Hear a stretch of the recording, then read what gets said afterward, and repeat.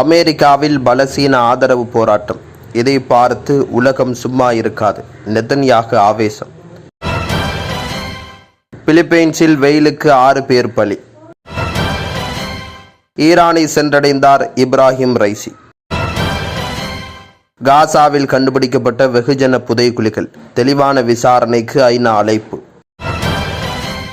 ஈராக்கில் 11 IS பயங்கரவாதிகளுக்கு மரண தண்டனை நிறைவேற்றும். பிசப்புக்கு கத்திக்குத்து. ஆஸ்திரேலியாவில் 7 சிறுவர்கள் கைது. அமெரிக்காவை தொடர்ந்து ஆஸ்திரேலியாவிலும் வெடித்த போராட்டம். மோசமாக விமர்சிக்கப்படும் கனடா பிரதமர். பிள்ளைகள் குறித்து கவலைப்படும் முன்னாள் மனைவி. சர்வதேச சந்தையில் மசகு எண்ணெயின் விலை வீழ்ச்சி. அமெரிக்காவில் விழுந்து தீப்பற்றி எரிந்தது விமானம். பயணித்தவர்களின் நிலை.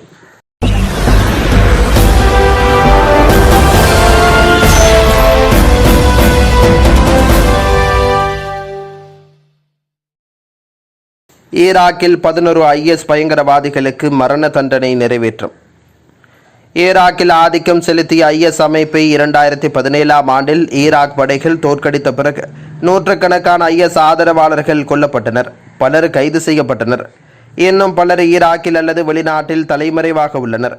கைது செய்யப்பட்டவர்கள் மீதான குற்றச்சாட்டுகள் நிரூபிக்கப்பட்டு தண்டனை வழங்கப்பட்டு வருகிறது. அந்த வகையில் மரண தண்டனை விதிக்கப்பட்ட IS பயங்கரவாதிகள் 11 பேருக்கு தண்டனை நிறைவேற்றப்பட்டுள்ளதாக பாதுகாப்பு படை வட்டாரங்கள் தகவல் வெளியிட்டுள்ளன. நஸ்ரியா மத்திய சிறைச்சாலையில் நேற்று முன்தினம் அவர்கள் தூக்கிலிடப்பட்டதாக சிறை அதிகாரி ஒருவர் தகவல் வெளியிட்டுள்ளார். அனைத்து சட்ட நடைமுறைகளையும் நிறைவு செய்த பின்னர் நீதித்துறை அதிகாரிகளின் மேற்பார்வையில் தண்டனை நிறைவேற்றப்பட்டதாக தகவல்கள் வெளியாகி இருக்கின்றன. ஈராக்கில் மரண தண்டனை 2003ஆம் ஆண்டு ஜூன் 10ஆம் தேதி நிறுத்தி வைக்கப்பட்டது. அதன் பின் 2004ஆம் ஆண்டு ஆகஸ்ட் மாதம் மீண்டும் நடைமுறைக்கு வந்தமை குறிப்பிடத்தக்கது. மோசமாக விமர்சிக்கப்படும் கனடா பிரதமர். பிள்ளைகள் குறித்து கவலைப்படும் முன்னாள் மனைவி. அமெரிக்கா, பிரான்ஸ் போன்ற நாடுகளில் நாட்டை ஆள்பவருக்கு ஒரு மதிப்பு இருப்பது போல அவரது மனைவிக்கும் நாட்டின் முதல் பெண்மணி என்ற கௌரவம் வழங்கப்படுகிறது. ஆனால் கனடா போன்ற நாடுகளில் அப்படி ஒரு தனிப்பட்ட கௌரவம் இல்லை. ஆகவே கனடா பிரதமரும் அவரது மனைவியும் விவாகரத்து செய்து பிரிந்தபோது அந்த விடயம் பெரிய அளவுக்கு நாட்டில் கவனம் ஈர்த்ததாக தெரியவில்லை. இந்த நிலையில் closer together, knowing our self, loving each other எனும் புத்தகத்தை எழுதி வெளியிட்டுள்ளார் கனடா பிரதமரின் முன்னாள் மனைவியான சோஃபி ரூட்டோ.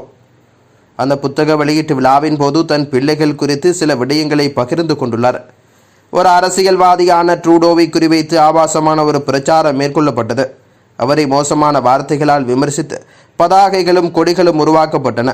அத்துடன் ட்ரூடோ தூக்கு மேடையில் நிற்பது போலவும் அவர் அருகே அவரை தூக்கில் போட தயாராக ஒருவர் நிற்பது போலவும் போஸ்டர்கள் வெளியிடப்பட்டன. அரசியல்வாதிகள் மாறி மாறி ஒருவர் மீது ஒருவர் மண்ணை வாரி தூற்றிக் கொள்வது அரசியலில் சகஜம்தான். ஆனால் தங்கள் தந்தையை மோசமாக விமர்சிக்கும் பதாதைகளையும் அவர் தூக்குமரத்தின் அருகே நிற்பது போன்ற புகைப்படங்களையும் பார்க்கும் சம்பந்தப்பட்டவர்களின் பிள்ளைகள் எவ்வளவு மனவேதனை அடைவார்கள். இந்த விடயம் தன்னை கவலையில் ஆழ்த்தியுள்ளதாக தெரிவிக்கிறார் சோபி. ட்ரூடோ சோபி தம்பதியருக்கு இக்ஸாவியர், எல்லா கிரேஸ் மற்றும் ஹாட்ரியன் எனும் 3 பிள்ளைகள் இருக்கிறார்கள்.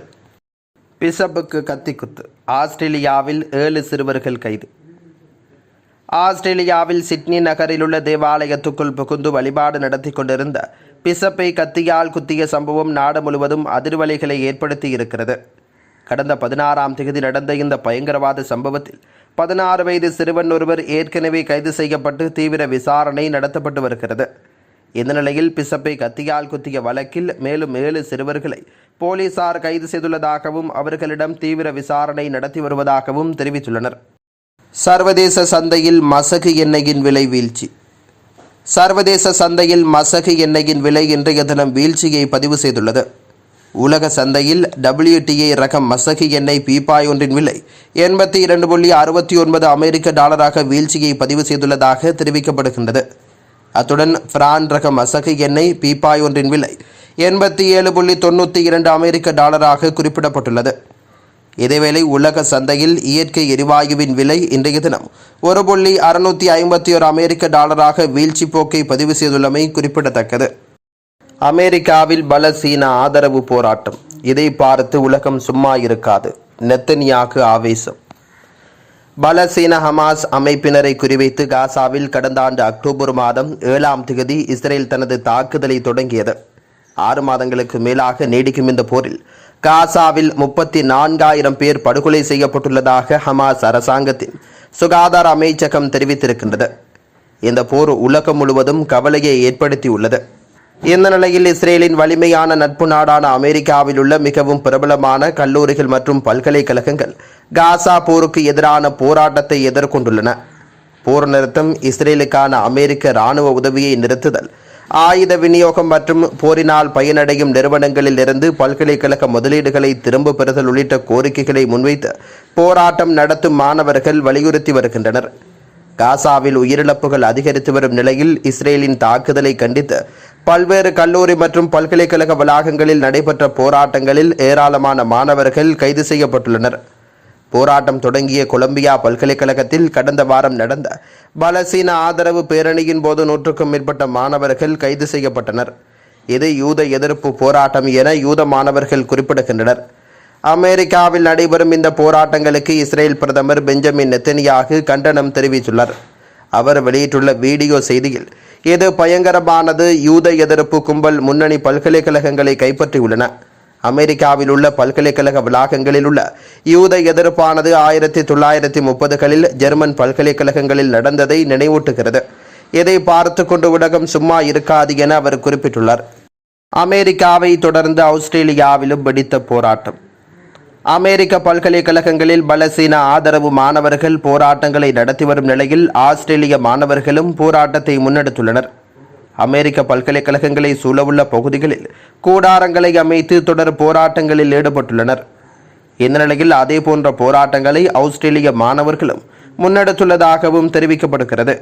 சிட்னி பல்கலைக்கழகத்தில் அவ்வாறான போராட்டத்தை மாணவர்கள் ஆரம்பித்துள்ள நிலையில் மெல்பர்ன் பல்கலைக்கழக மாணவர்களும் அவ்வாறான போராட்டத்தினை ஆரம்பித்துள்ளனர். மெல்போர்ன் பல்கலைக்கழகம் அனைத்து ஆயுத வியாபாரிகளுடன் தனது உறவுகளை துண்டிக்கும் போராட்டம் தொடரும் என பலஸ்தீன செயல்பாட்டு குழு தெரிவித்திருக்கின்றது. பல்கலைக்கழகத்தை சேர்ந்த பகுதிகளில் கூடாரங்கள் பல காணப்படுவதையும் இஸ்ரேலுடனான உறவுகளை துண்டிக்க வேண்டும் என்ற வாசகங்கள் எழுதப்பட்டுள்ளமையும் வெளியாகியுள்ள படங்கள் காண்பித்துள்ளன. ஈரானை சென்றடைந்தார் இப்ராஹிம் ரைசி. ஒருநாள் உத்தியோகபூர்வ விஜயத்தினை மேற்கொண்டு இலங்கைக்கு வருகை தந்த ஈரான் அதிபர் இப்ராஹிம் ரைசி ஈரான் சென்றடைந்துள்ளதாக தகவல்கள் வெளியாகி இருக்கின்றன. இலங்கைக்கு இன்றைய தினம் வருகை தந்த இவர் ஈரானுக்கு சொந்தமான விசேட விமானம் மூலம் அவர் நேற்றிரவு கட்டுநாயக்க விமான நிலையத்திலிருந்து புறப்பட்டு சென்றதாக தகவல்கள் வெளியாகி இருக்கின்றன. உமாவோயா பல்நோக்கு அபிவிருத்தி திட்டத்தை திறந்து வைப்பதற்காக அவர் இலங்கைக்கு வருகை தந்திருந்தார். இதேவேளை ஈரானுக்கும் இலங்கைக்கும் இடையிலான இருதரப்பு உறவுகளை மேலும் வலுப்படுத்தும் நோக்கில் 5 புரிந்துணர்வு ஒப்பந்தங்களும் இதன்போது கைச்சாத்திடப்பட்டுள்ளன. அதிபர் செயலகத்தில் வைத்து குறித்த புரிந்துணர்வு ஒப்பந்தங்கள் இன்றைய தினம் கைச்சாத்திடப்பட்டுள்ளதாக அதிபர் ஊடகப் பிரிவு தெரிவித்துள்ளது. மேலும் இந்த புரிந்துணர்வு ஒப்பந்தங்களின் ஊடாக திரைப்படத்துறை, ஊடகம், சுற்றுலா, கூட்டுறவு, நூலகங்கள், கலாச்சாரம், அறிவியல், தொழில்நுட்பம் மற்றும் விளையாட்டு ஆகிய துறைகளில் இரு நாடுகளுக்கும் இடையிலான ஒத்துழைப்பு மேம்படுத்தப்படும் என அதிபர் ஊடகப் பிரிவு குறிப்பிட்டுள்ளது. காசாவில் கண்டுபிடிக்கப்பட்ட வெகுஜன புதைகுழிகள், தெளிவான விசாரணைக்கு ஐநா அழைப்பு. இஸ்ரேலிய துருப்புகளின் தாக்குதலின் பின்னர் காசாவின் 2 பெரிய மருத்துவமனைகளில் கண்டுபிடிக்கப்பட்ட வெகுஜன புதைகுழிகள் குறித்து தெளிவான, வெளிப்படையான மற்றும் நம்பகமான விசாரணைக்கு ஐக்கிய நாடுகள் சபை அழைப்பு விடுத்துள்ளது. இந்த விடயத்தில் நம்பகமான புலனாய்வாளர்கள் தளங்களை அணுக வேண்டும் என்று ஐக்கிய நாடுகளின் பேச்சாளர் ஸ்டீஃபன் டுஜாரிக் செய்தியாளர்களிடம் தெரிவித்துள்ளார்.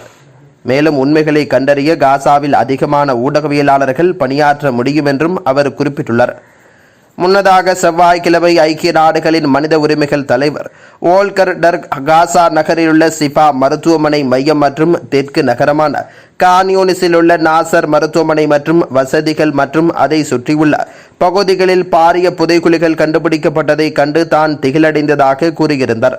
மரணங்கள் தொடர்பாக சுதந்திரமான மற்றும் வெளிப்படையான விசாரணைகள் நடத்தப்பட வேண்டும் என்றும் அவர் அழைப்பு விடுத்துள்ளதாகவும் தெரிவிக்கப்படுகிறது. அத்துடன் தற்போது நிலவும் தண்டனையிலிருந்து விலக்கு அளிக்கப்படும் சூழலை கருத்தில் கொண்டு இதில் சர்வதேச புலனாய்வாளர்களும் இருக்க வேண்டும் என்றும் அவர் வலியுறுத்தியுள்ளார். இதேவேளை போரில் ஈடுபடும் திறனில்லாத பொதுமக்கள், கைதிகள் மற்றும் பிறரை வேண்டுமென்றே கொலை செய்வது ஒரு போர்க்குற்றமாகும் என்றும் அவர் குற்றம் சுமத்தியுள்ளார். அமெரிக்க வெளியுறவுத்துறை பேச்சாளர் வேதாந்த் பட்டேல் வெகுஜன புதைகுழிகள் தொடர்பில் அமெரிக்க அதிகாரிகள் இஸ்ரேலிய அரசாங்கத்திடம் தகவல் கேட்டுள்ளதாகவும் கூறியமை குறிப்பிடத்தக்கது. அமெரிக்காவில் விழுந்து தீப்பற்றி எரிந்தது விமானம், பயணித்தவர்களின் நிலை. அமெரிக்காவில் சரக்கு விமானம் ஒன்று தரையில் விழுந்து விபத்துக்குள்ளானதில் 2 உயிரிழந்துள்ளதாக தெரிவிக்கப்படுகின்றது.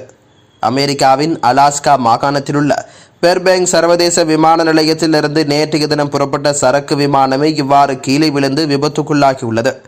விமானம் புறப்பட்டு 11 கிலோமீட்டர் தூரம் பயணித்த நிலையிலேயே கீழே விழுந்து தீப்பற்றி எரிந்துள்ளதாக தெரிவிக்கப்படுகின்றது.